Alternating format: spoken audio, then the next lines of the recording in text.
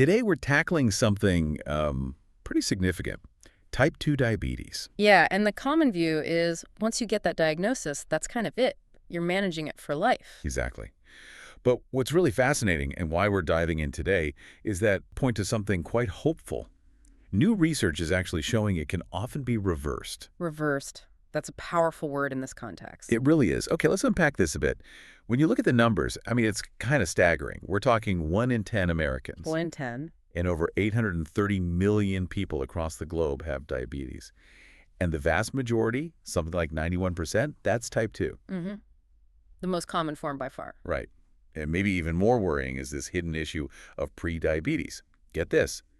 A third of Americans have it. A third. Wow. But 80% of them don't even know it. That's alarming, that lack of awareness. It is. Dr. Osama Hamdi, he's at the Joslin Diabetes Center. He has this great analogy.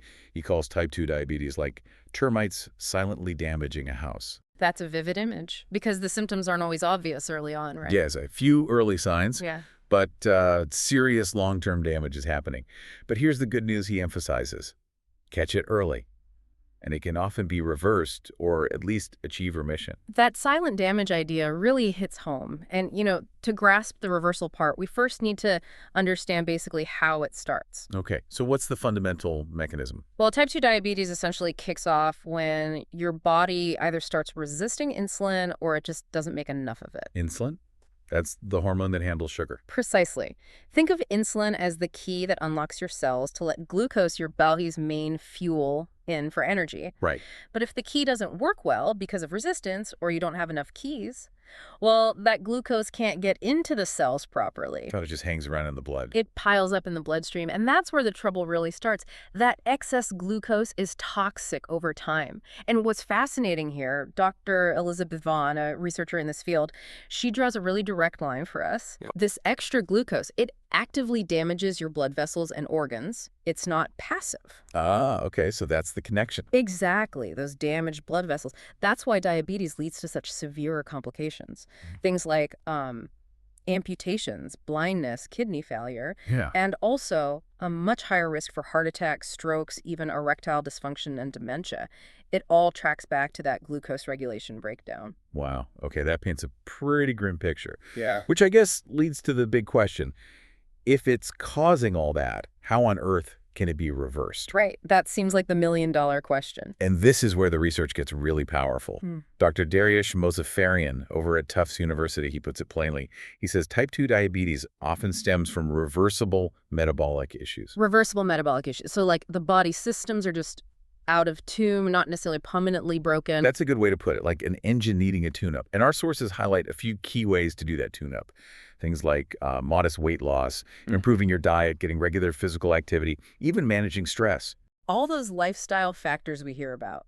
Yeah, but here they seem really critical for restoring healthy organ function and improving how your body responds to insulin, that insulin sensitivity. And among all those, the research really zeroes in on weight loss as often being the most effective intervention. Okay, weight loss specifically. Yeah, but here's where it gets really interesting. It's not just any weight. The big culprit seems to be visceral fat. Visceral fat, that's the internal fat, right, around the organs. Exactly, that deep fat around your liver, your intestines. The sources show this type of fat really interferes with how your body uses glucose and insulin. It sort of gums up the works.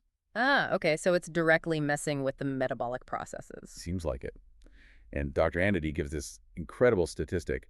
Losing just 7% of your body weight can improve insulin sensitivity by 57%. 57%. From just a 7% weight loss, that's quite a return on investment, metabolically speaking. Isn't it? Just 7%. Now, tools like BMI, they can be a useful starting point for assessing weight. But they're not the whole picture, right? BMI doesn't tell you about visceral fat directly. Right. Experts caution it's not always a perfect measure for everyone's individual health. But it's not just about the number on the scale, is it? The sources also talked about diet quite a bit. Oh, definitely. Yeah, making small, consistent changes like, cutting back on sugary drinks, choosing whole foods over processed stuff that can make a huge difference in controlling blood sugar, sometimes even before a lot of weight comes off. Small steps adding up. Exactly. And this really raises an important question, I think. What's that? Well, given how many people have prediabetes without knowing it, And knowing now that type 2 diabetes can potentially be reversed, doesn't that make understanding all this proactively incredibly important? Yeah, absolutely. It shifts the focus from just management to potential reversal or even prevention. Right. Knowing that fairly simple, actionable steps related to diet, activity, and weight could potentially head off or even turn back such a common and serious condition. It really encourages you, the listener, maybe to think, what small changes could I explore? Not just for treatment if you have it, but as powerful prevention for the future. Makes you think, doesn't it?